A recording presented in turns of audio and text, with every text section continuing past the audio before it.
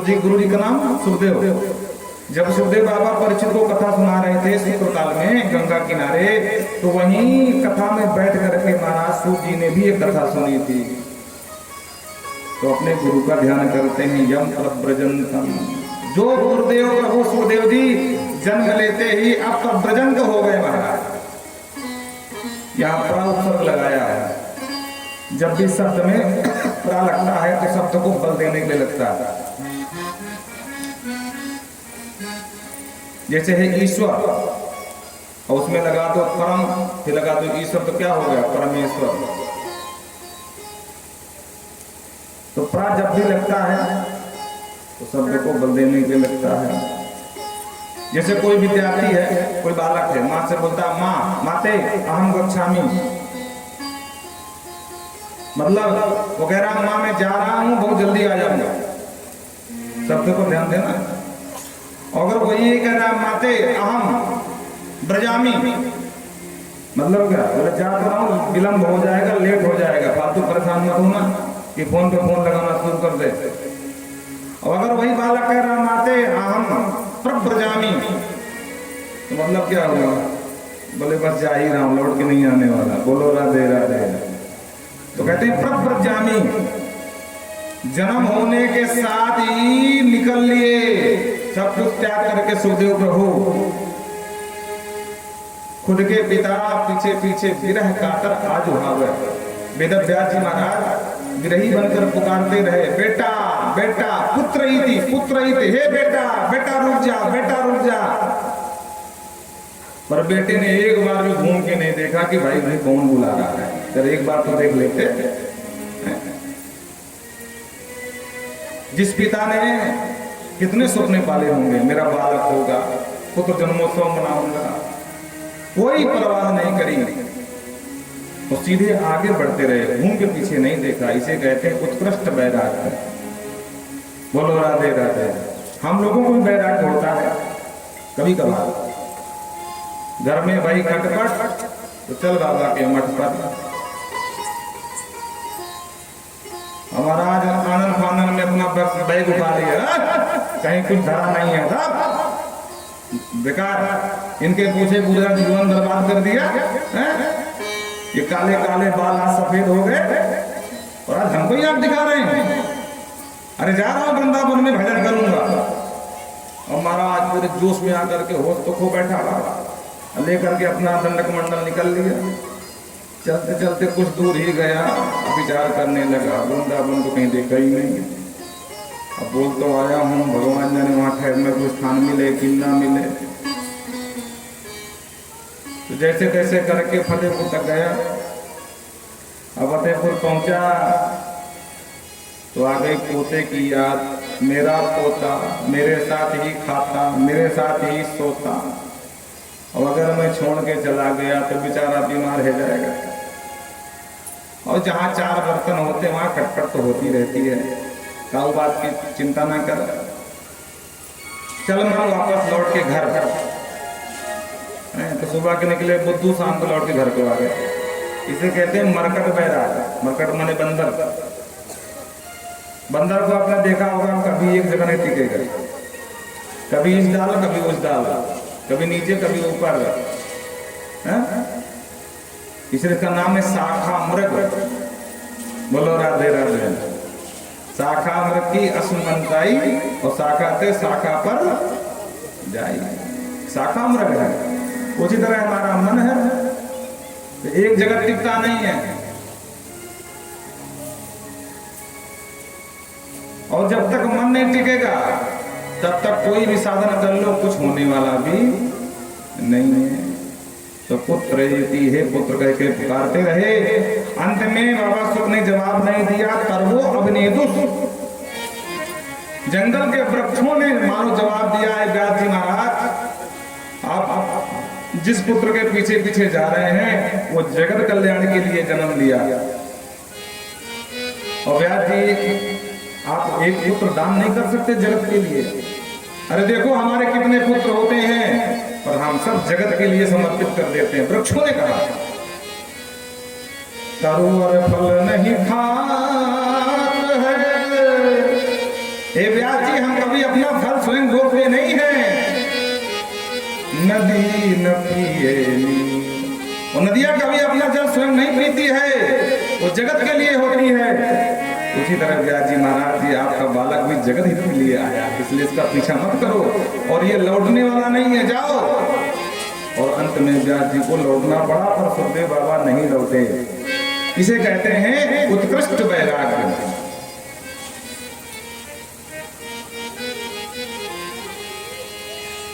यस्वानभामखिलम श्रुतिसारमेकम। और जब बैराग को चले गए, उसके बाद उन्होंने देखा कि शास्त्र बहुत है हमारे धर्म में, षड दर्शन है, 18 पुराण है, और आज उनके पुराण उप दर्शन, तो इतना पढ़ने का समय किसी के पास नहीं, तो क्या करूं? तो कहते हैं मध्यात्म में उन्होंने एकम शास्त्रम, समस्त शास्त्रों का सार एक भागवत में डाल दिया। क्यों? क्योंकि सबके ऊपर संसारी नाम करुणिया है। मत तितिरिस्ताम तमुन्नम, पार तो सब जाना चाहते थे, पर मार्ग नहीं सूझ रहा था, क्योंकि रास्ता दिख नहीं रहा था, अंधकार व्याप्त था जीवन में। तो मानो अध्यात्म का दीपक जला दिया हो, समस्त शास्त्रों के सार को एक पुराण जो दिया भागवत के नाम का। ऐसे श्री व्यास जी के पुत्र सुखदेव प्रभु के चरणों में हम बारंबार प्रणाम करते हैं। बोल वृंदावन बिहारी लाल की जय। आइए हम भी एक भजन के माध्यम से गुरु जी का ध्यान करते हैं, फिर वाणी को आगे बढ़ाएंगे। और सारे तीर्थ धाम आपके चरणों में, हे गुरुदेव प्रणाम आपके चरणों में। सारे तीर्थ धाम आपके चरणों में, हे गुरुदेव प्रणाम आपके चरणों में। सारे तीर्थ धाम आपके चरणों में, हे गुरुदेव प्रणाम आपके चरणों में। सारे तीर्थ धाम आपके चरणों में, हे गुरुदेव प्रणाम आपके चरणों में। ओ सद्गुरुदेव भगवान की।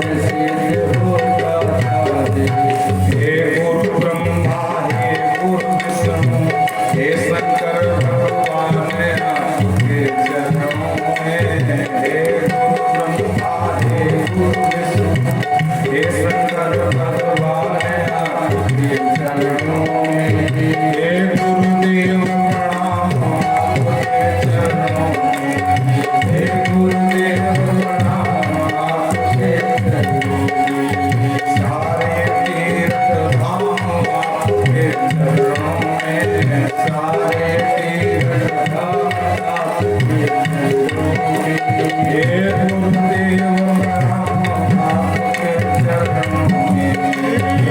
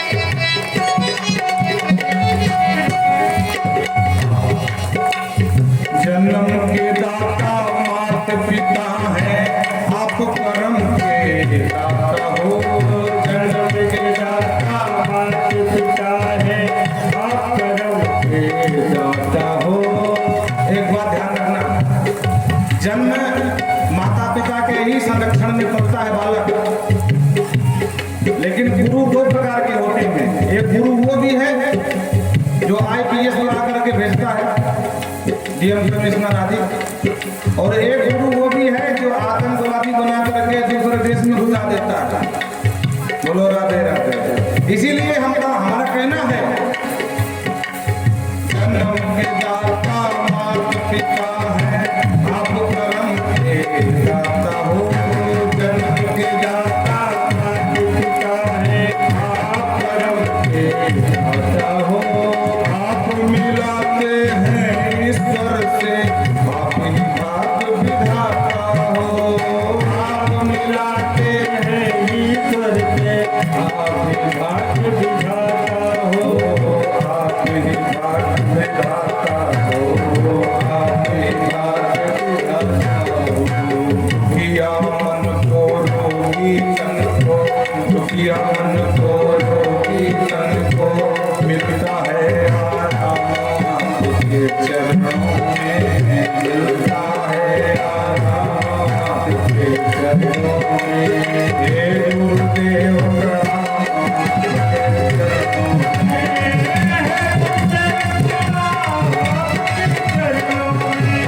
सारे तीर्थ धाम आपके चरणों में, सारे तीर्थ धाम आपके चरणों में। हे गुरुदेव प्रणाम आपके चरणों में।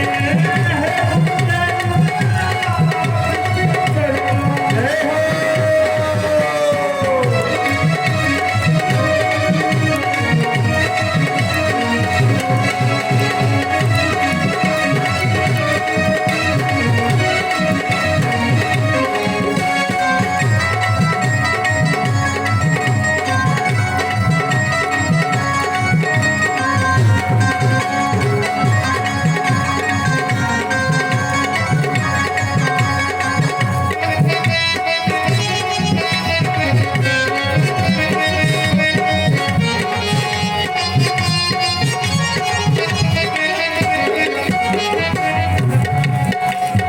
निर्बल को बलवान बना दो, मूर्ख को गुणवान प्रभु।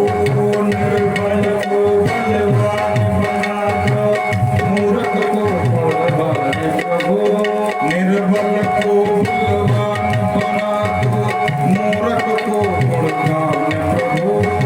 निर्बल को बलवान बना दो, मूर्ख को गुणवान प्रभु। दास प्रभु अवनीश को भी ज्ञान दो वरदान प्रभु। दास प्रभु अवनीश को भी ज्ञान दो वरदान प्रभु। ज्ञान दो वरदान प्रभु, ज्ञान दो वरदान प्रभु। हे महाज्ञानी हे महादानी, प्रभु मैं आठों याम आपके चरणों में। हे महाज्ञानी हे महादानी, प्रभु मैं आठों याम आपके चरणों में। हे गुरुदेव प्रणाम आपके चरणों में।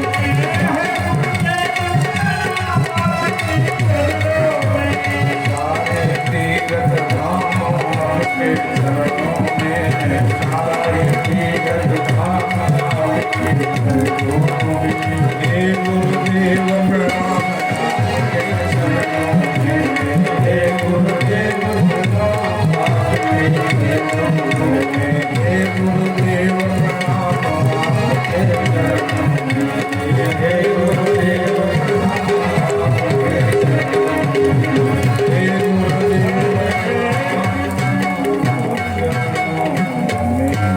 बोल सदगुरुदेव भगवान की।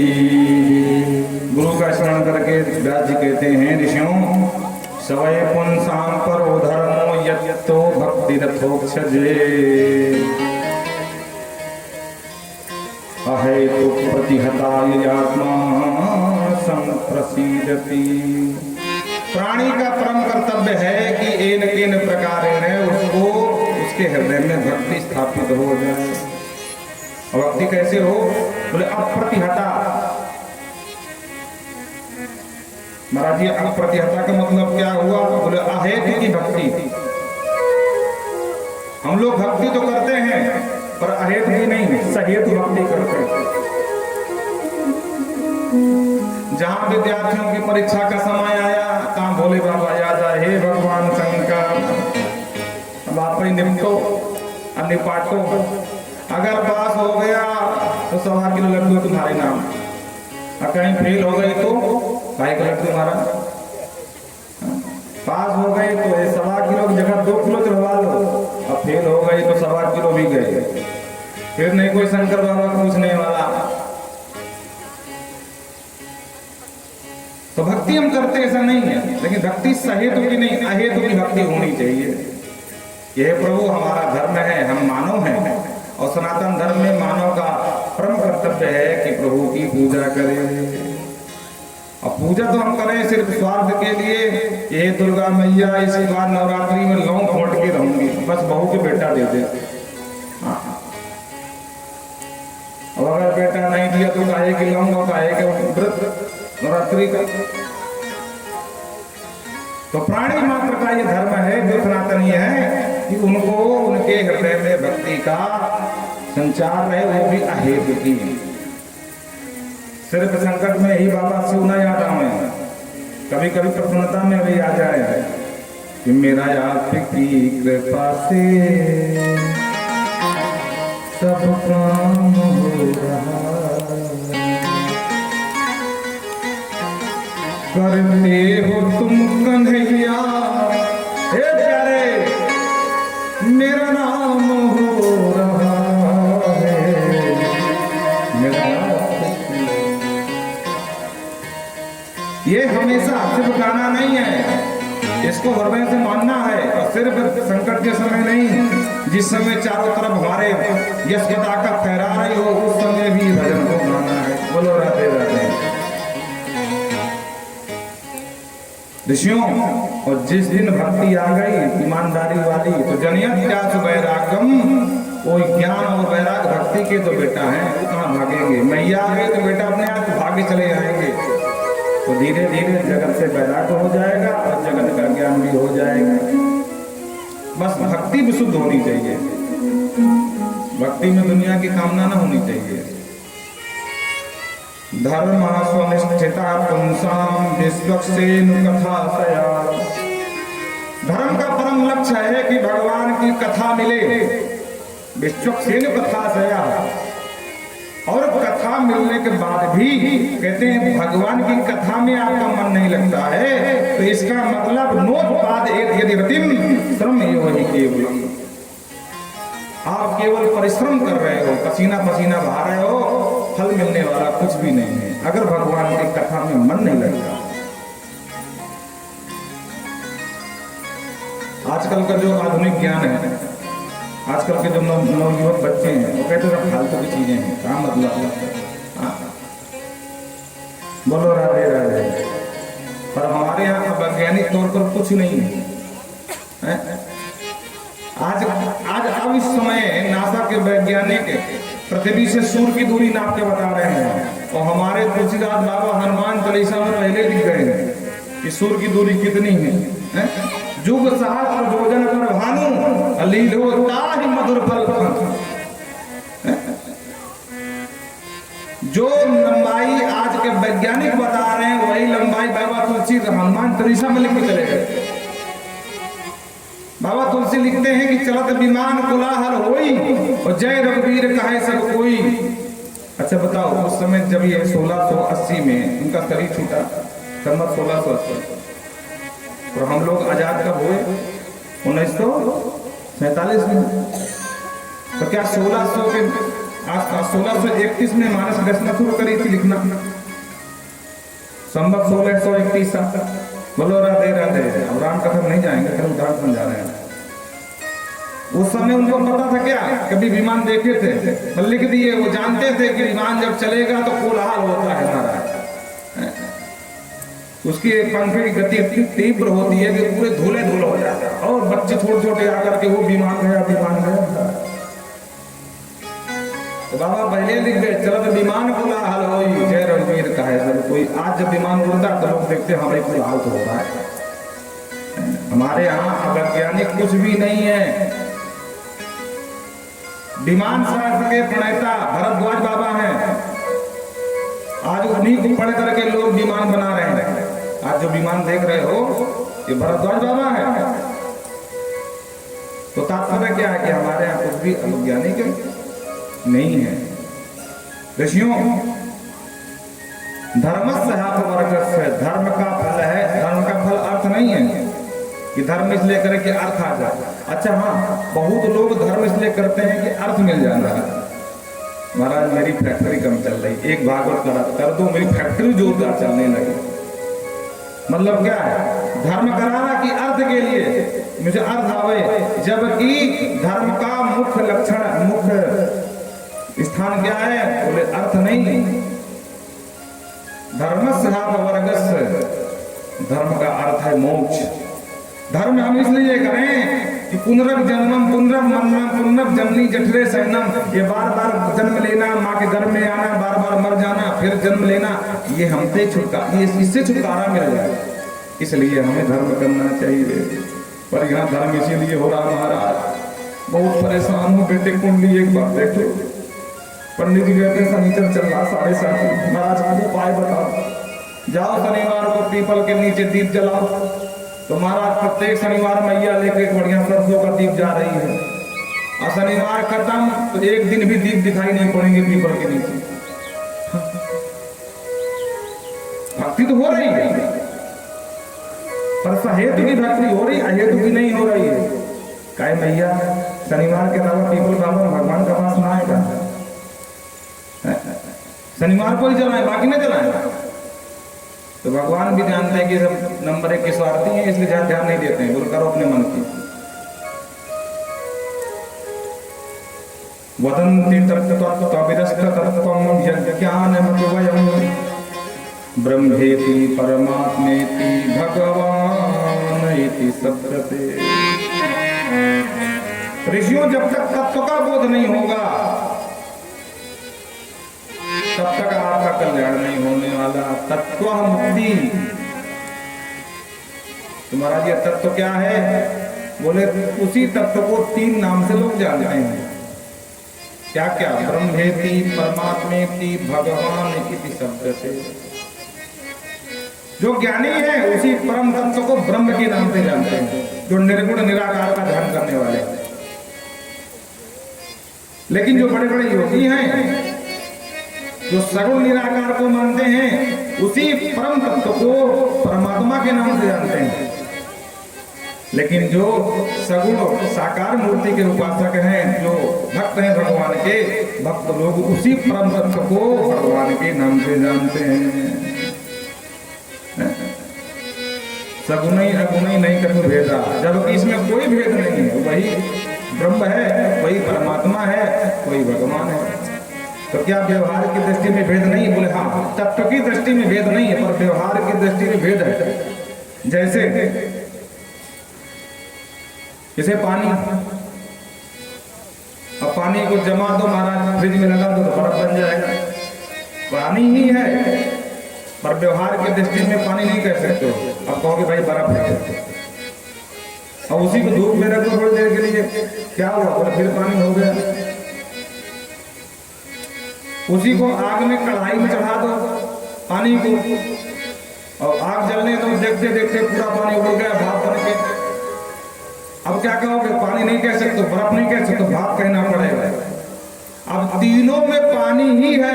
अब बर्फ के रूप में भी पानी है, पानी के रूप में भी पानी है, और भाप के रूप में भी पानी है। तत्व की दृष्टि में कोई अंतर नहीं है, लेकिन हाँ व्यवहार की दृष्टि में जरूर अंतर है। जो निर्गुण निराकार है वो ब्रह्म के रूप में है, जो सगुण निराकार है, गुण है पर निराकार है, वो परमात्मा के रूप में है। और जो सगुण साकार के रूप में है वही तो भगवान है, जो राम श्याम बन जाते हैं। बोलो राधे राधे। महाराज ये निर्गुण सगुण निराकार का क्या रूप है? बोले जो सबके हृदय में घटघटवासी बन के बैठता है ना, आकार तो कुछ नहीं है लेकिन गुण है। उसी की वजह से हम लोग चलते हैं, फिरते हैं, उठते हैं, बैठते हैं, और जिस दिन भगवान की सत्ता है निकल जाती शरीर से तो मृत्यु हो जाती है। अन्यार्थ चरण श्रवणत्व गादीन प्राणार नमो भगवते पुरुषाय तुभ्यम।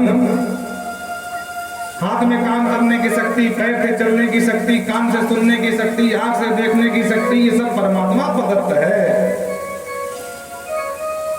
और जिस दिन भगवान शक्ति छीन लेते हैं ना तो कान तोते पर सुनाई नहीं पड़ता, और गला फाड़ के चिल्ला बाबा, बाबा कहते हाँ हम तो हैं, पर भगवान ने शक्ति छीन ली, आंख पर दिखाई नहीं पड़ता है। ये सब भगवत प्रदत्त होती हैं।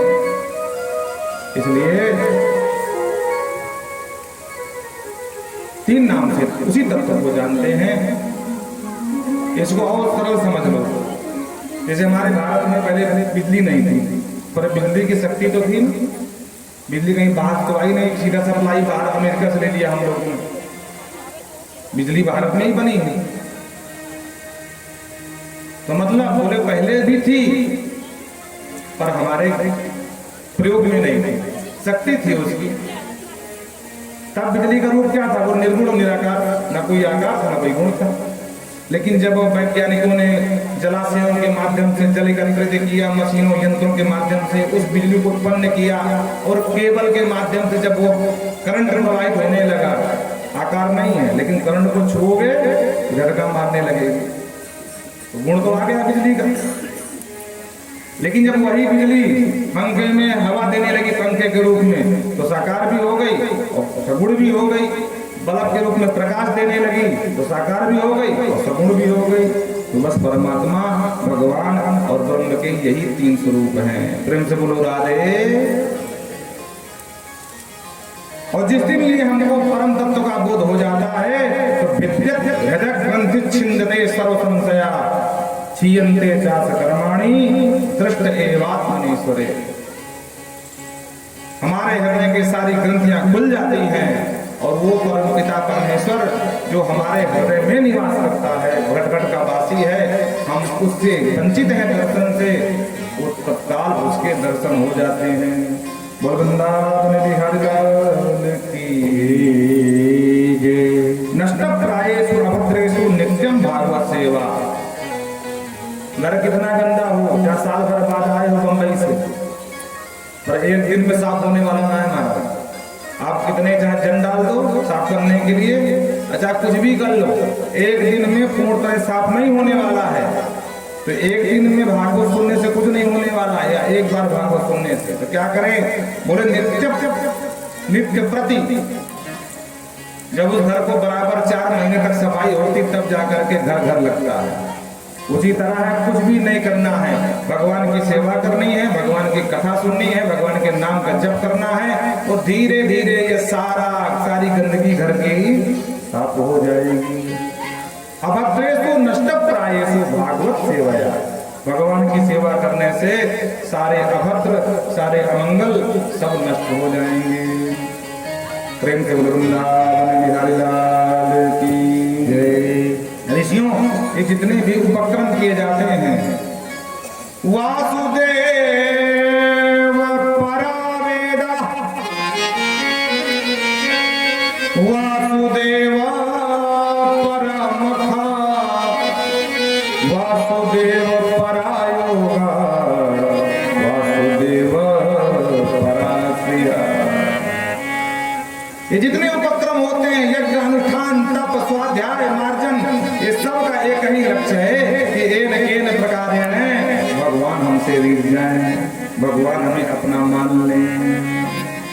सकल सुख फल राम सने हो, सकल सुख फल राम सने हो, वेद पुराण संत मते हो, वेद पुराण संत मते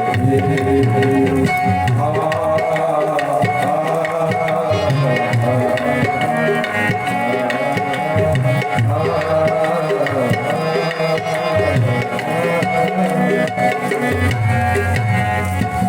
वेद पुराण संत मत एहू सकल सुकृत फल राम स्नेहू। हमारे समस्त सुकृतों का फल, हमारे पुण्यों का फल क्या है? भगवान राम से स्नेह हो जाए। ये दुनिया की नौटंकी, यज्ञ में स्वाहा स्वाहा करना, भागवत सुनना, पूजा पाठ करना, सबका फल क्या है? कि भगवान हमें अपना ले, अंगीकार कर ले, हम भगवान के बन जाएं। बोलो राधे राधे। जैसे आजकल के बच्चे कभी लैपटॉप में पढ़ते हैं, कभी मोबाइल में पढ़ते हैं, कभी बुक से पढ़ते हैं, कभी लिखते हैं, कभी पढ़ते हैं। वो कुछ भी करें, उनका एक ही फल है कि जब भी परीक्षा हो जाए तो हम अच्छे नंबर से पास हो जाएं।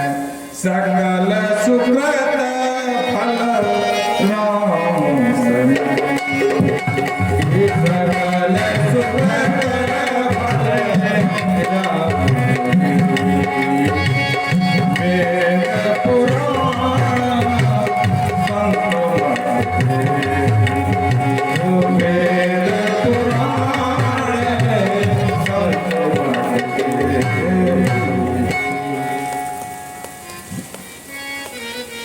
इसलिए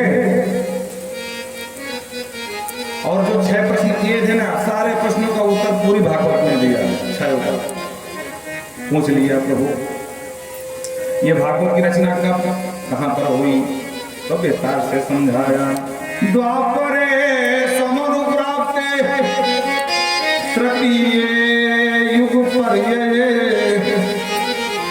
जातः पराशरा योगी वासव्यां कलया। द्वापर के अंत में ऋषियों वेदव्यास, प्राचीन नाम सम्मप्रास, वर्तमान में भारत का सीमांत गांव है चीन के बॉर्डर में, उसका नाम माना है, पुराना नाम सम्मप्रास था। यहीं पर व्यास जी गुफा है। और व्यास जी महाराज ने जब देखा कि लोगों की गति नहीं हो रही है पढ़ने में, सुनने में या भजन में, क्यों? क्योंकि वेद बहुत जटिल है। तो उन्होंने एक वेद के 4 विभाग कर दिए, ऋग, यजुर, साम और अथर्व। सोचा शायद अब लोग पढ़े वेदों को, पर फिर भी लोगों की गति जब नहीं हुई तो उन्होंने धीरे धीरे करके जो वेदों का अभिप्राय था वो पुराणों में डाल दिया, क्योंकि वेद पढ़ने का अधिकार सबको नहीं है। पुराण कोई भी सुन सकता है, लेकिन धीरे धीरे पुराण 17 पुराण लिख डाले और शांति नहीं हुई। जब शांति नहीं हुई तो एक दिन नारद जी महाराज पहुंच गए। नारद जी को बैठा करके व्यास जी ने पूजन किया, और जो नारद जी ने देखा तो चेहरे पर 12 बज रहे थे। तो पूछ लिया, पाराशर महाभाग भवत्मा, हे पाराशर नंदन व्यास जी महाराज, क्या बात है, बहुत चेहरा उदास है। तब व्यास जी ने अपनी पूरी कथा सुनाई।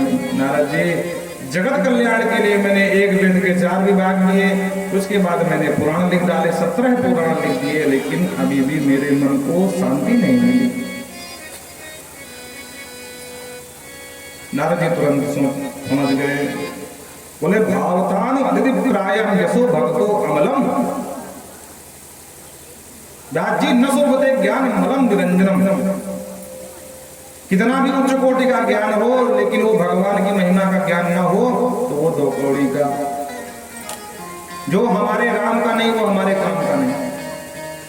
आपने वेद लिखे, पुराण भी लिखे, पर किसी भी पुराण में मुक्त कंठ भगवान की महिमा का गान नहीं गाया।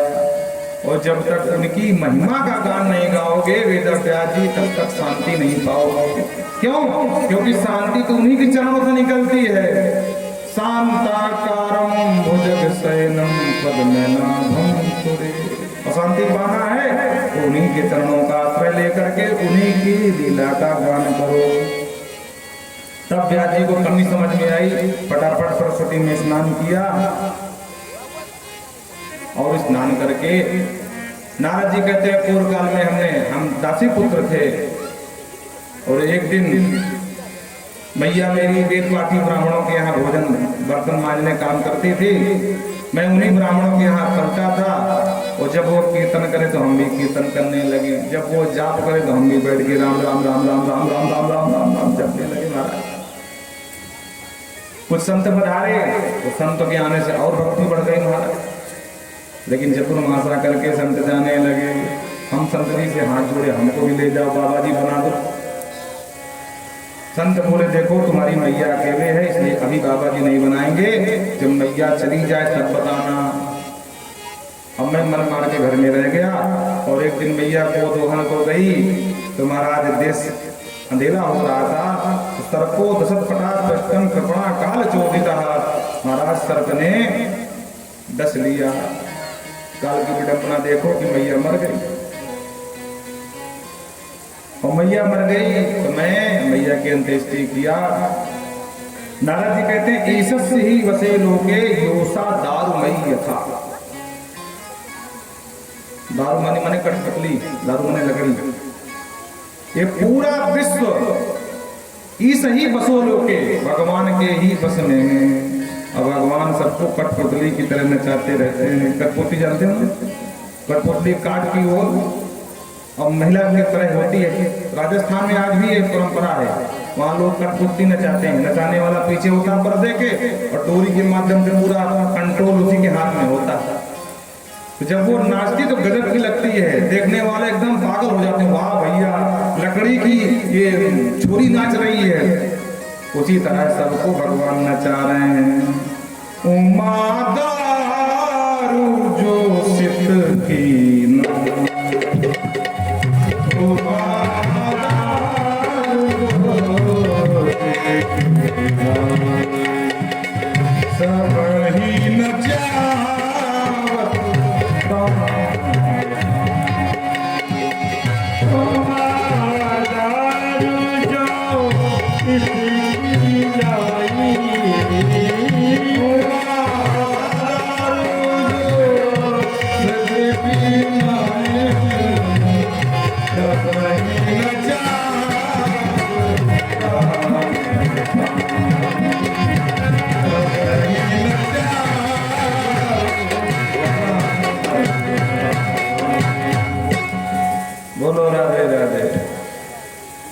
इसलिए मैया की अंत्येष्टि किया। जिस दिशा को बाबा जी लोग गए थे हमने उसी दिशा को चल दिए। रास्ते में कई पर्वत नदियां पार करके, अहीरों की बस्तियां पार करके, और आगे जाते जाते अंत में जब मुझे कोई नहीं मिला, बाबा जी नहीं मिले जो आए थे चतुर्मासा करने के लिए ब्राह्मणों के यहाँ, तो थक गया। एक जलाशय में जल पिया, एक पीपल के नीचे बैठ गया, बैठ कर ही लेट गया, लेट कर ही सो गया। बोलो राधे राधे। और जैसे ही सो गया तो महाराज मुझे एक झांकी दिखाई पड़ी। कौन सी झांकी थी? मंगल भवन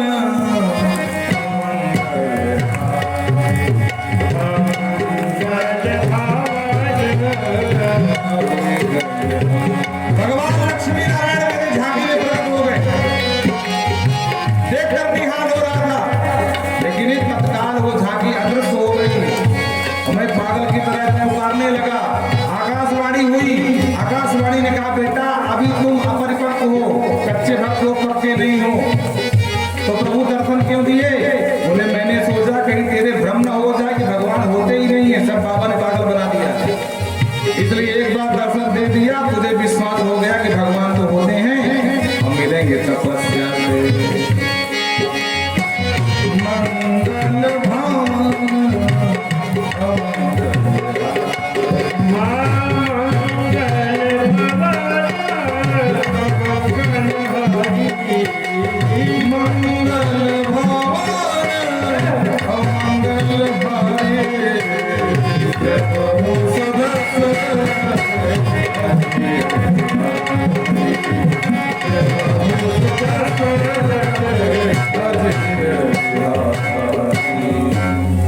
बोलो राधे राधे।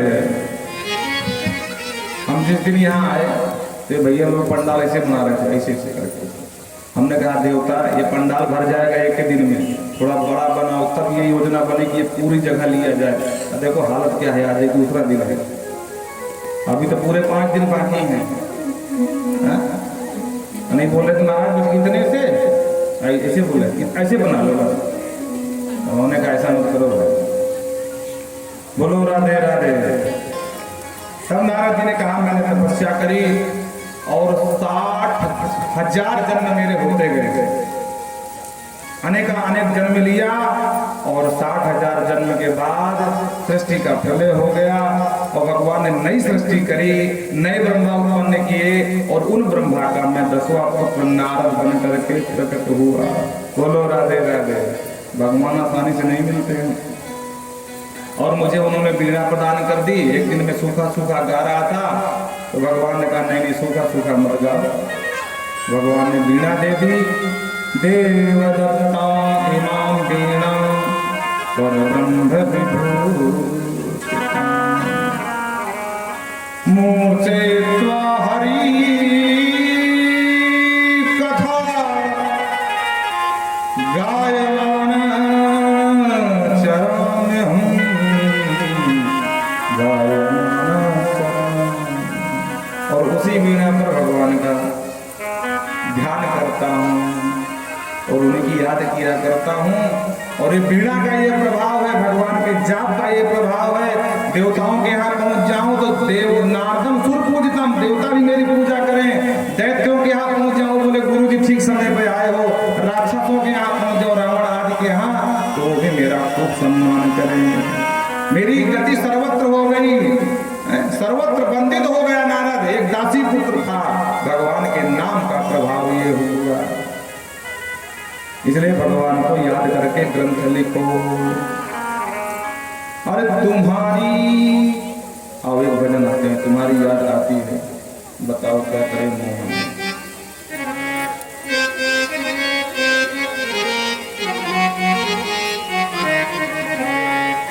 क्या करें मोहन तुम्हारी याद आती है।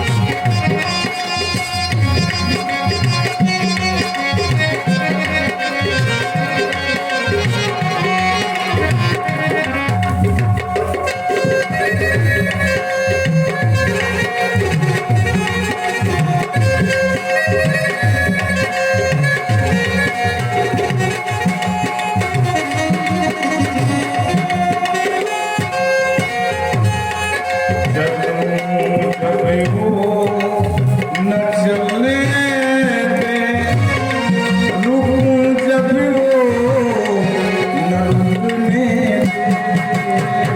जब वो न चलने दे, रुकूं जब वो न रुकने दे, मिलूं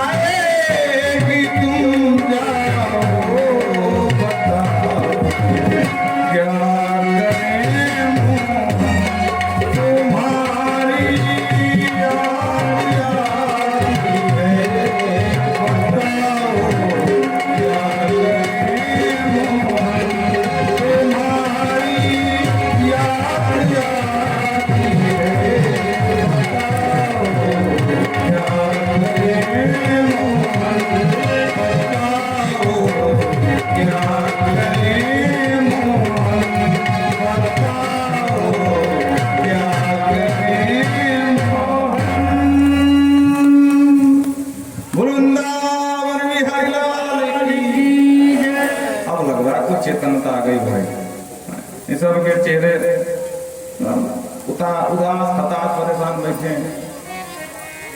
तो आज भगवान की याद आ गई वेद व्यास जी को और उनको अपनी कमी का आभास हो गया।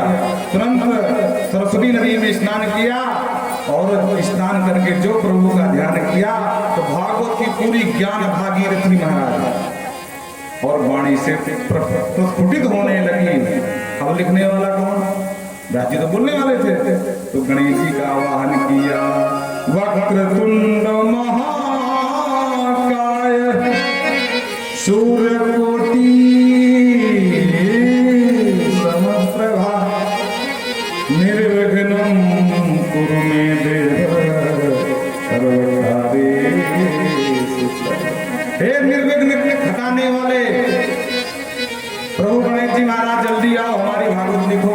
तो गणेश जी लिखने लगे और व्यास जी बोलने लगे। देखते देखते चतुश्लोकी भागवत जो नारद जी ने ही प्रदान किया था वेद व्यास को, इसको 18,000 श्लोक का दिव्य ग्रंथ तैयार कर दिया महाराज।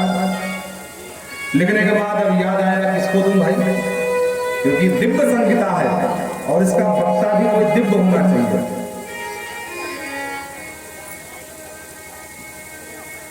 आप लोगों ने देखा होगा आजकल के व्यास,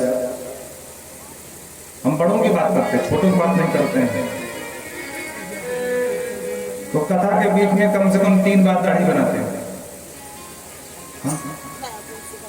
जबकि बाल बनाना ये सब करना कथा के बीच में आदेश नहीं है। बड़े बड़े बड़े जो भी करना कथा के पहले कर लो भाई, ये बीच में करने की क्या आवश्यकता है? पर क्या कर सकते हैं भैया, सब ख्याति प्राप्त है, इसको क्या कहें। अरे भैया जब सुंदर दिखने थे दिख चुके हो, हाँ, अब सफेदी तो आएगी, तुम चाहे दाढ़ी बना लो चाहे जो बना लो, सफेदी तो रहेगी रहेगी। कब तक रोकोगे उसको? हाँ? तो तात्पर्य ये है कि अपना पुत्र भागवत का पत्ता बहुत विशुद्ध होना चाहिए। योग्य मान करके अपना पुत्र जब याद आया सुखदेव जी तो अपने 2 शिष्यों को छोटे छोटे श्लोक सिखा दिया। वो लकड़ी बीने जंगल गए और जिस गुफा में सुखदेव बाबा समाधि लगाए बैठे थे वहीं पर गुनगुनाने लगे, वरहा पीडम नटवर वपु कर्णयो कर्णिकारम विप्रभवासम कनक कपिसम वैजवल निमतमारा रंधान वेणुधर सुधया पूर्णयन गोप वृंदे वृंदारण्यम सुभद्रमणं प्राविशतगीत कीर्ति। जब वो इस श्लोक में भगवान की सुंदरता का वर्णन है, बड़े ध्यान से सुनना। दास जी कहते हैं तो दूत वो शिष्य सुना रहा है कि वरहा पीड़म, मोर पंख लगाए हुए ठाकुर, और कर्णयो कर्णकारम, कनेर के छोटे छोटे पीले पीले पुष्प अपने कान में खोसे हुए हैं, और सर पर पगड़ी बांधे महाराज, विभ्रत वासा, सुंदर सुंदर वस्त्र पहने हैं, बगलबंदी आदि, पीताम्बर फैला रहे हैं, कनक कश्यप वैजयंती चमाला, वैजयंती की माला पहने हैं, रंधारोर वेणु उधर सुधया, और अधर पर मुरली है महाराज, और मंद मंद फूंक मार करके बंसी बजा रहे हैं, और साथ में ग्वाल बाल पूरा परिकर है भगवान का, और प्राविशद गीत कीर्ति ही आगे आगे गौ में चल रही है, पीछे पीछे ठाकुर जी महाराज, और उनकी जो चरण धूलि है गौ माता की वो उड़ करके ठाकुर जी के शरीर में ऐसे सुशोभित होती है जैसे कनक कपिशम, साक्षात सोने का पर्वत हो। बोलो राधे राधे।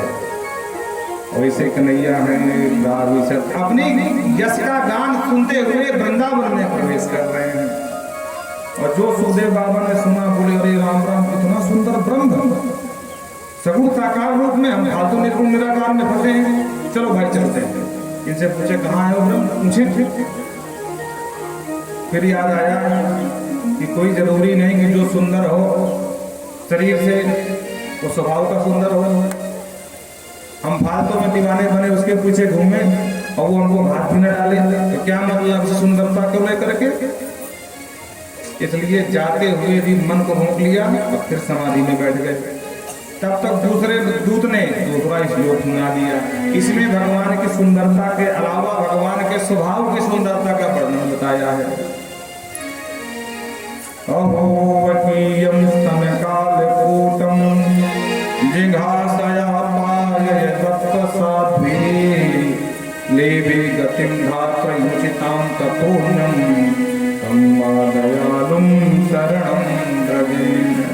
अहो आश्चर्यं, बकासुर की बहन बकी माने पूतना भगवान को मारने से आई थी स्तनों में कालकूट विष लगा करके, लेकिन भगवान ने कहा देखो भाई बुरी भली जैसी भी हो पर याने काम मेरी मैया जैसी की वो है, क्योंकि मैया भी दूध पान करावे और याने भी दूध ही पान कराए हो, और पहले विष पिला दिया बाद में दूध पिला दिया तो क्या फर्क पड़े। तो जो गति मैया को मिलनी चाहिए भाई वो गति मौसी को मिलनी चाहिए। बोलो राधे राधे। मौसी का मतलब माँ जैसी, माँ को नाम मौसी। तो युचिताम ततोन्यम लेवे गतिम, जो उचित गति थी जो माँ को मिलनी चाहिए वही गति उतना तो प्रदान कर दिया। अब इससे बड़ा दयालु, इससे बड़ा कृपालु दूसरा कौन होगा। वो परम अभागा है जो ऐसे दयालु कृपालु की शरण में जाने के बजाय अन्यत्र भटक रहा है, वो मूर्ख है। और जो सुखदेव जी ने सुना इस लोग सारी निराकार निर्गुण ब्रह्म की समाधि भग्न हो गई और दौड़े दौड़े आए, बोले भैया भैया आपने बड़े सुंदर श्लोक सुने, ये जिसका वर्णन है वो ब्रह्म कहाँ है। बोले हम सब फालतू चीज नहीं जानते, हम इतने बड़े विद्वान नहीं हैं, हमारे गुरु जी ने श्लोक हमको सिखाया, हम पाठ करते हैं। अरे तुम्हारे गुरु जी कहाँ है। बोले घर में है। तो भैया चलो बड़ा सुंदर वर्णन है इस श्लोकों में, उस ब्रह्म का मैं चिंतन करना चाहता हूँ, दर्शन करना चाहता हूँ। बोले दो ही नहीं है, हमारे गुरु जी के पास 18,000 श्लोक का ग्रंथ है, और जो सुखदेव जी ने सुना ऐसे ऐसे सुंदर सुंदर 18,000 श्लोक हैं, सारी आज निर्गुण निराकरण ब्रह्म समाधि भग्न हो गई। और कहते हैं हरे गुणाचित मत भगवान नारायणी, हरि के जो गुण हैं गुण गणों ने चुंबक की तरह आज सुखदेव जी को खींच लिया और भागे भागे अपने स्वयं के पिता के पास गिरे आ। वही पिता है जो बचपन में जन्म होते पुकार रहे थे बेटा रुक जा बेटा रुक जा, पर बेटा घूम के भी नहीं देखा था कौन चिल्ला रहा है। और आज भगवान के गुण गणों ने खींच के ला दिया। ये भगवान के गुण और बड़े चुंबक है। आप जानते हैं कि चुंबक का गुण क्या है? लोहे को खींच लेना। पर जो जिस लोहे में जंग लगी हो ना तो वो लोहा पकड़ता है, पर मजबूती से नहीं पकड़ता है। लेकिन जो लोहा बिल्कुल जंगहीन हो, एकदम शुद्ध लोहा हो, उसको खटाक से खींचता मारा। तो भगवान के गुणगण काम क्रोध मद लोभ में फंसे हुए जंग लगे हुए लोहे रूपे शरीर को भी आकर्षित करते हैं। और सुखदेव बाबा तो बिल्कुल विशुद्ध लोहा है, ज्ञान वैराग्य पर निश्चित हैं। और बिल्कुल जैसे ही चुंबक ने अपना प्रयास किया एकदम खींचे चले आए और जाकर के पिता को किया प्रणाम। बोले पिताश्री बड़े सुंदर सुंदर ये श्लोक सुनाए तुम्हारे बच्चों ने और हम इसको सीखना चाहते हैं। व्यास जी के तो खुशी का ठिकाना नहीं रहा। अरे वाह प्रभु धन्य है आप, आपकी महिमा। अरे जिस बेटे को एक बार आलिंगन करने के लिए मैं तरस रहा था, आज वही बेटा साक्षात मेरे सामने मेरे चरणों में गिरा और पूरी भागवत संहिता का ज्ञान कराया। और यहीं से महाराज परीक्षित का प्रसंग प्रारंभ करते हैं। कहते जब महाभारत के युद्ध में पांडव विजयी हुए, कौरव पराजित हुए, अंतिम युद्ध में दुर्योधन की जांग तोड़ करके भीमसेन और विजय शंख बजा करके सीधे शिविर को चले गए। तो एकांत पा करके अश्वत्थामाया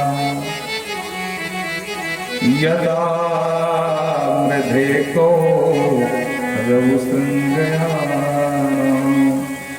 वीरे स्वतंत्र गतिम गतेषु ब्रकोदरावे धगदाभिमर्श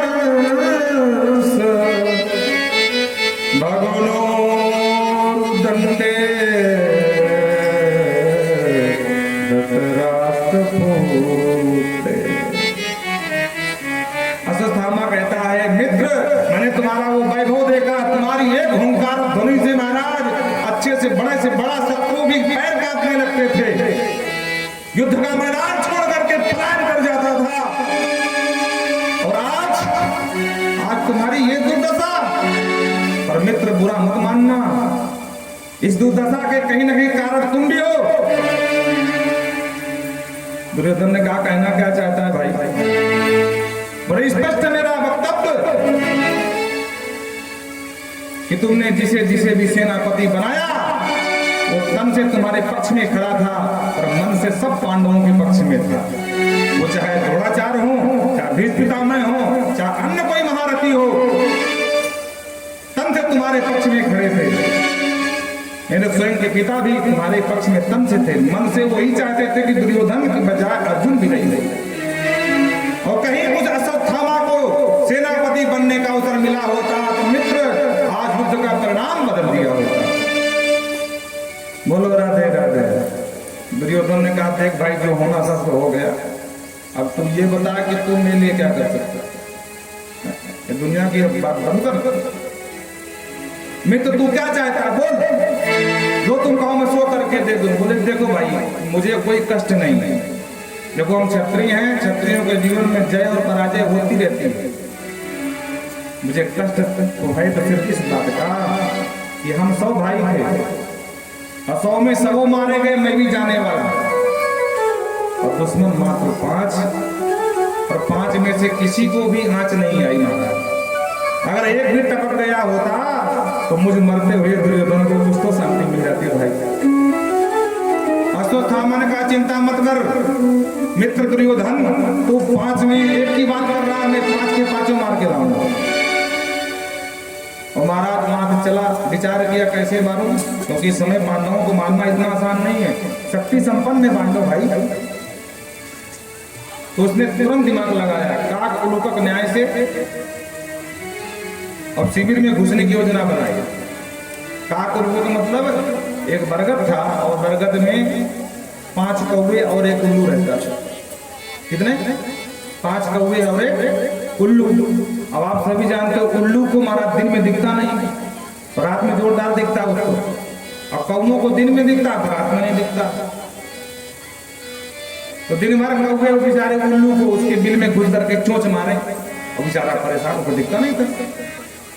उसने कहा कोई बात नहीं, दिन तुम्हारा तो रात हमारी, अब रात आने दो। बहुत दिन तक सहता रहा। एक दिन जब पूरा सहनशीलता खत्म हो गई तो रात में चुपचाप बाहर निकला उल्लू और 5 कौवे सो रहे थे। महाराज रात में हमला कर दिया, 5 कौवों को मार डाला। इसी का नाम है काक उलूकक न्याय। कि दिन में शक्तिशाली है पांडव, रात में सोते हुए मारूंगा, सबको मार दूंगा। तो कहते हैं ना कि भगवान जिसको बचाना चाहे उसे कौन मार सकता है भाई। भगवान तुरंत समझ गए अश्वत्थामा की चढ़ाई रात में होने वाली है। भगवान ने कहा युधिष्ठिर भैया, अरे इतना विशाल युद्ध जीते हो, घर में बैठे बैठे क्या करोगे, चलो कहीं पार्टी सार्टी करते हैं, फिर आएंगे आराम से, फिर तो कोई जिंदगी सोना ही सोना है। तो ठीक कन्हैया जैसी तुम्हारी मर्जी। और भगवान सबको लेके चले गए शिविर से बाहर। शिविर में पांडवों की सैया पर पांडवों के 5 पुत्र सो गए, जो पांडव जैसे दिखते थे। रात में अश्वत्थामा आया, पांडवों की जगह पांडव पुत्रों को पांडव समझ करके 5 के शीश काट लिया, काट करके लेकर के चल दिया, गट्ठर में बांध करके दुर्योधन के पास दिया। बोल देख मित्र, तो एक ही कह रहा था, मैं 5 के 5 मार के लाया हूं। पसंद हुआ दुर्योधन, वाह मित्र हो, तेरे जैसा हो। एक काम कर, सबसे पहले भीम का शीश दे। मुझे आज भी याद है, इस मूर्ख ने मेरे भाई के शासन की छाती चीर करके खून किया था। आज मैं इसका शीश फोड़ करके अपनी उस जो है बदला पूरा करूंगा। और जो भीम का तो था नहीं, भीम के बच्चे का था, शीश दिया गया। हल्के प्रहार से शीश महाराज खरबूजे की तरह फट गया। दुर्योधन तुरंत चौंक गया, अरे मूर्ख अश्वत्थामा, तुमसे धोखा हुआ है। 10,000 हाथियों के बल का ये भीम का शीश नहीं हो सकता। अरे मैं जानता हूं गदा युद्ध में जो मुझे पराजित कर दे वो भीम का शीश इतना कमजोर नहीं हो सकता। किसको मार लाया तुम? और जो ध्यान से देखा, रात का अंधेरा था, ध्यान से देखा तो भीम की जगह भीम का पुत्र और पांडवों की जगह पांडव पुत्र। दुर्योधन ने कहा मूर्ख, इन बच्चों ने मेरा क्या बिगाड़ा था? अरे तूने तो हमारे परिवार में पानी देने वाला भी नहीं छोड़ा, और इस तरह अंत में मृत्यु को प्राप्त हो गया। अश्वत्थामा समझ गया कि अगर पांडव जिंदा हैं तो हमारी भी जीने की गारंटी कार्ड खतरे में है। तो भाग करके छुपने की जगह खोजने लगा। प्रातः काल हुई और द्रौपदी जग गई। बच्चों के धड़ पड़े थे पर फीस नहीं, पूरा शिविर रक्त से पूरा भरा हुआ था, खून ही खून नजर आ गई। महाराज 5-5 बच्चे जिसके काटे गए, स्थिति क्या होगी? और जो मां ने देखा, चित्कार कर उठी मां द्रौपदी, माता शिशूनां मुधनं सुतानां निशम्य घोरं परितप्यमानं। पुत्रों, बेटा बेटा कह करके चित्कार कर उठी मां। उतने में भगवान पांडवों के लेकर के शिविर में आए और जो रोती हुई द्रौपदी को देखा। अर्जुन ने कहा, द्रौपदी बिल्कुल मत रो। अरे हम क्षत्रिय हैं, क्षत्रियों के जीवन में ये शुभ अशुभ, शोक और हर्ष, ये सब संयोग बनते रहते हैं। लेकिन मैं गांडीव धारी अर्जुन शपथ खाता हूं, प्रतिज्ञा लेता हूं कि जो भी ऐसा कुकृत्य किया है, सोते हुए बच्चों को मारा है, उस कायर को कहीं छुप जाए, मैं ढूंढ के तेरे सामने मारूंगा। और भगवान खड़े खड़े मुस्कुराए, बोले वाह अर्जुन, तुम तो बड़े शक्तिशाली हो गए भाई। अर्जुन तुरंत समझ गए, ओ भगवान पकड़ लिया। अर्जुन का नहीं, शक्तिशाली हम नहीं है आपके बगैर, आप और साथ में तब शक्तिशाली हैं। स्वयंवर में लक्ष्मण जी जब जनक जी आए बोले वीर मही मैं जाने भाग जाओ सजऊ आस निज निज गृह जाओ लिखा नबी बैठे ही विवाह वीर विहीन मही आदि कह करके जब संबोधन किया तो लक्ष्मण सब सुनते रहे क्योंकि सब अपना अपना प्रयास कर चुके थे राजा कोई उठा ही नहीं पाया था। बोलो राधे राधे। और देखो मूर्खों की भी हद होती है भाई, जब एक एक करके नहीं उठा पाए तो बोले एक काम करो 10,000 राजा एक साथ लग जाओ और फिर उठाते हैं और अगर टूट जाएगा तो फिर राजकुमारी जयमाला किसको पहनाएगी। बोलते वो तोड़ने के बाद एक काम करेंगे फिर आपस में युद्ध करेंगे, जो जिंदा बचेगा उसी का वही विजयी माना जाएगा, जानकी उसी को वर्ण कर लेगी। भूख सास 10 एक ही 12 और लगे उठावन टरई 10,000 राजा एक साथ मिलकर के उठाने गए फिर भी धनुष को उठा नहीं पाए। जनक जी को लगा कि नहीं भैया अब मेरी प्रतिज्ञा पूर्ण होने वाली नहीं। अरे जब भाई 10,000 मिलकर के नहीं उठा सके तो कौन उठाएगा। तो लक्ष्मण जी से नहीं रहा गया तो छट दंड जी में गेंद के समान उछाल दो, मूली के समान उखाड़ दो, घड़े के समान फोड़ दो, बोलो क्या करना है जनक। और राम जी देखे बोले अरे लक्ष्मण तुम इतना कर लोगे तो करो करो करो करो। लक्ष्मण ने कहा तोरम छत्रक दंड जिम पर तव प्रताप बलना। मैं ये सब कुछ कर सकता हूं लेकिन कब जब आप मेरे साथ हो और आपकी कृपा का प्रसाद मेरे ऊपर हो, आपका वरद हस्त मेरे ऊपर हो तो लक्ष्मण कुछ भी असंभव को संभव कर सकता है। वही आज अर्जुन की गति है। भगवान ने कहा अर्जुन तुम तो बड़े धनुर्धर हो गए भाई, कह रहे हो मैं द्रौपदी के सामने मारूंगा, जाओ मारो जा करके। अर्जुन ने कहा सरकार आप कहे फालतू मजाक उड़ा रहे हो, बताओ ना कहाँ मारा। भगवान ने कहा देखो इस समय और कोई तो तुम्हारा कोई शत्रु ऐसा बचा नहीं जो तुमसे सीधा सीधा मुकाबला कर सके, पर हाँ एक है तुम्हारे गुरु जी का बेटा, ये उसी का करता है। ओहो प्रभु कहाँ है, बोले चलो मेरे साथ। भगवान तो अंतर्यामी है, जहाँ छिपा बैठा था भगवान लेकर अब वहीं पहुंच गए अर्जुन का। अर्जुन ने टंकार ध्वनि करी बोले कायर अश्वत्थामा बच्चों का हत्या निकल बाहर। नहीं निकलेगा तेरी गुफा में अग्नेश बाण मार करके आग लगा दूंगा, जल के मर जाए। मरता काम न करता निकल करके बाहर आया और महाभीषण संग्राम शुरू हो गया। देवता लोग आकाश में खड़े होकर युद्ध के परिणाम की प्रतीक्षा कर रहे हैं, कौन जीतेगा कौन हारेगा। और एक समय ऐसा भी आया अश्वत्थामा समझ गया कि ये मुझे छोड़ेगा नहीं जिंदा, तो अपने मृत्यु के भय से उसने ब्रह्मास्त्र छोड़ दिया। और जो ब्रह्मास्त्र छोड़ा तो महाराज तीनों लोग कांप गए, दिग्बालों के घोड़े कांपने लगे, दिशाएं भूल गए महाराज। सूर्य भगवान के रथ के घोड़े ही नाने लगे कि अब क्या होने वाला है। सारे देवता आपस में ब्रह्मा जी के पास दौड़े दौड़े गए और ब्रह्मा जी ने देव गुरु बृहस्पति को बोला कि गुरुदेव बचाओ नहीं पहले अभी हो जाए। तो देव गुरु बृहस्पति आए, अर्जुन को बहुत डांटा। अर्जुन गलत बात क्यों, क्योंकि अर्जुन ने भी प्रति उत्तर में ब्रह्मा छोड़ दिया। अब जब दो ब्रह्मा टकराएंगे तो स्थिति क्या होगी महाराज। किसी देश में अगर एक भी परमाणु बम फेंक दिया जाए तो स्थिति क्या होगी। अब उसी देश में 2 फेंक दी जाए तब क्या होगी। देव गुरु बृहस्पति दोनों ब्रह्मास्त्र के बीच में आ गए और बोले अर्जुन गलत बात है। भगवान से बोले प्रभु क्या करना चाहते हो, प्रलय भी होनी नहीं है, प्रलय भी करा दोगे। सरकार एक काम करो, अर्जुन से बोले कि देखो तुम ब्रह्मास्त्र छोड़ना भी जानते हो, ब्रह्मास्त्र वापस भी करना जानते हो, पर अश्वत्थामा ये नहीं जानता है, वापस करना छोड़ना जानता है। तो अपना और अर्जुन और अश्वत्थामा दोनों का ब्रह्मास्त्र अपने परकस में लो और बाकी अपने जो करना है जो करो। दोनों ब्रह्मास्त्र अर्जुन ने सामने किया। देव गुरु बृहस्पति की बात मान करके और भागते हुए अश्वत्थामा को बंदी बना दिया। बंदी बना कर रथ में डाल दिया। भगवान बोले क्या कर रहे हो, मारो इसको यहीं पर। तो नहीं प्रभु, मैंने देवी द्रौपदी से कहा था ना कि तुम्हारे सामने मारूंगा, इसको अभी मार दिया तो देवी द्रौपदी क्या सोचेगी, इसलिए मैं वहीं मारूंगा। भगवान बोले ठीक ले जाओ। और जो लेकर के आए, देवी द्रौपदी ने देखा ब्राह्मण पुत्र गुरु पुत्र बना हुआ है तो दौड़ करके महाराज बंधन खोलने लगी। मुच्यताम ये सह ब्राह्मणा नितराम गुरु। अरे प्राणनाथ अर्जुन क्या कर रहे हो? ये ब्राह्मण है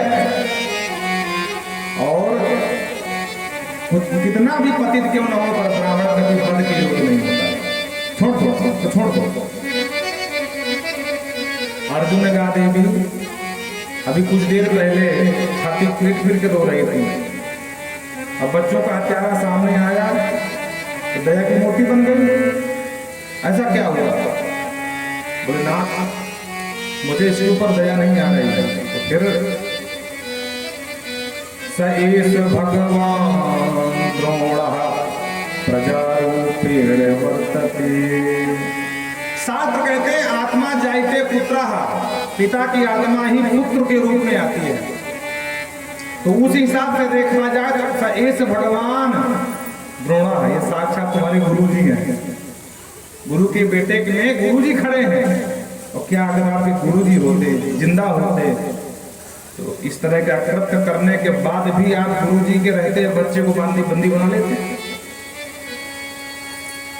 ब्राह्मण का वध कभी नहीं होना चाहिए, शास्त्र कहते हैं। तो क्या ब्राह्मण को मार दोगे, ब्रह्म हत्या सर बन दोगे? युधिष्ठिर ने कहा बिल्कुल ठीक कह रही द्रौपदी, अर्जुन छोड़ दो। भीम ने कहा तुम सब छोड़ दो, पर मेरी गदा से मूर्ख नहीं बचेगा, मैं मार डालूंगा। अब समस्या खड़ी हो गई कि मार दिया जाए कि छोड़ दिया जाए, बोल तेरे साथ क्या किया जाए। हाँ अर्जुन धर्म संकट में पड़ गए, कभी द्रौपदी को देखें कभी भीम को देखें। भीम बोले मारो, अर्जुन मार। द्रौपदी को नहीं मानना, युधिष्ठिर को नहीं मानना। अर्जुन फंस गए बीच में। अब आशा की दृष्टि से भगवान को देखा, भगवान ने कहा पहले कही थी वहीं निपट लो। आतंकवादी जहां मिले अर्जुन वहीं ठोक देना चाहिए, फालतू में न्यायालय चक्कर में नहीं पड़ना चाहिए, क्योंकि न्यायालय में तो केस चलता है। तब तो तुम माने नहीं मेरी बात। सरकार आप करो फैसला, क्या करें, माने कि छोड़े? भगवान ने कहा देखो जो धर्मशास्त्र कहते हैं वो हम बात बताएंगे। तस्मात् शास्त्रम प्रमाणन्ते कार्य व्यवस्थितो, क्या करना चाहिए क्या नहीं करना चाहिए, इसके लिए शास्त्रों ने आज्ञा दी है। अच्छा महाराज, तो आपके शास्त्रों ने क्या आज्ञा दी है? बोले ब्रह्म बंधुर्नहं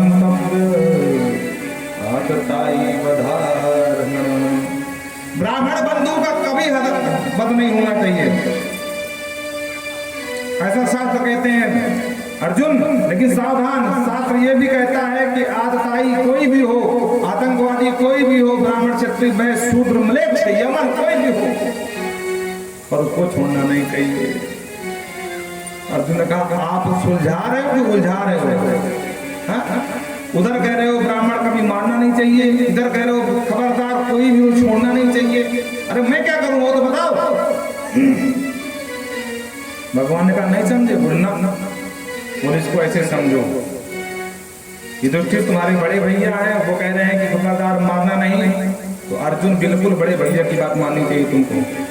पर ध्यान रहे अर्जुन, तुम क्षत्रिय हो और तुमने प्रतिज्ञा की है कि पुत्र हत्यारे को मारूंगा, तो कुछ भी हो जाए पर अपनी प्रतिज्ञा न तोड़ना। हाँ नहीं अपने के भागी बनोगे। भीम ने कहा वाह न्यायाधीश महाराज, आप जैसे न्यायाधीश बन के जब बैठ जाए न्यायालय में तो हो गया फैसला। दोनों बात कह रहे हैं। अर्जुन समझ गए, बोले टेढ़ी टांग वाले का चलना टेढ़ा, खड़ा होना टेढ़ा, सारी क्रियाएं टेढ़ी, किसी का चीर चुराते हैं किसी का चीर बढ़ा देते हैं, तो ये बात भी टेढ़ी मेढ़ी करते हैं। अर्जुन को एक सूत्र याद आया गीता का, कि भगवान एक जगह कह रहे थे कि सम्मानित पुरुषों का भरी समाज में अपमान हो जाए वो मृत्यु से बड़ा दंड होता है। वरम प्राण परित्याग मान भंगेन पुनः पुनः, प्राण त्यागे क्षणं दुःखम मान भंगा पुनः पुनः। अरे किसी को मृत्यु दंड दोगे तो एक बार में मर जाएगा, लेकिन अपमान कर दोगे तो मान भंगेन पुनः पुनः प्राण त्याग, प्राण त्यागने से ज्यादा बार बार कितनी मौत मरेगा। तो चमकती हुई ललाट से मणि को निकाला बाहर और धक्के मार करके शिविर से बाहर निकाल दिया। अपमानित होकर के अश्वत्थामा गया। तेजसा विहीना नाम, जो तेज था मणि का वो मणि भी खींच लिया था। अश्वत्थामा आग बबूला हो गया, बोले कुछ भी हो जाएगा, इनके वंश में कोई पानी देने वाला भी नहीं छोड़ूंगा महाराज। पर क्या करूं, कोई बचा ही नहीं है। ये बच्चों को शांत करो भाई, बहुत फोर कर रहे हैं और खोपड़ी में कर रहे हैं। बोलो राधे राधे। तो बोला इनके यहाँ तो कोई है नहीं पानी देने वाला, लेकिन हाँ अभी एक है जिसका जन्म नहीं हुआ। कौन है वो? बोले वीर अभिमन्यु तो महाभारत में मारा गया, पर उसकी पत्नी पुत्रा गर्भवती है। गर्भवती होने के कारण वो सती नहीं हो सकी, वही वंशधर बनेगा। इस बार इसने ब्रह्मास्त्र छोड़ दिया, उत्तरा के गर्भ को संधान करके, और भगवान जाने की तैयारी कर रहे थे। पांडवों से विदा ले रहे थे, भाई बहुत दिन हो गए, महाभारत भी तुम्हारी पूर्ण हो गई, हम अपने घर द्वारिका जाएंगे। और इतने में क्या देखा कि एक सफेद साड़ी में एक अबला शरण की गुहार करती हुई भगवान के चरणों में गिरी। पाहि पाहि महायोगिनी देव देव जगतपते नान्यम तद्भयं पत्र यत्र मृत्यु परस्परम्। पाहि माम केशव, रक्षा करो रक्षा करो। भगवान ने तुरंत देखा, ध्यान चले कौन है, ओहो ये अभिमन्यु की पत्नी उत्तरा है। और भगवान तुरंत पूछे क्या हुआ, क्यों डर रही हो? मामे गर्भो निपातितम। देखो देखो प्रभु, एक आग का अंगारा चला रहा है, मुझे अपनी मृत्यु का भय नहीं है, पर मैं सोचती हूँ मामे गर्भो निपातितम, कहीं ये अंगारा मेरे गर्भ का पतन न करा दे। आपने जिसके लिए इतना बड़ा महाभीषण युद्ध महाभारत करा दिया, आपके द्वारा रक्षित कुरुवंश का बीज कहीं गर्भ में नष्ट न हो जाए, इससे आपकी बदनामी होगी। बोलो राधे राधे। आज उत्तरा ने पुकार किया और भगवान को कहा,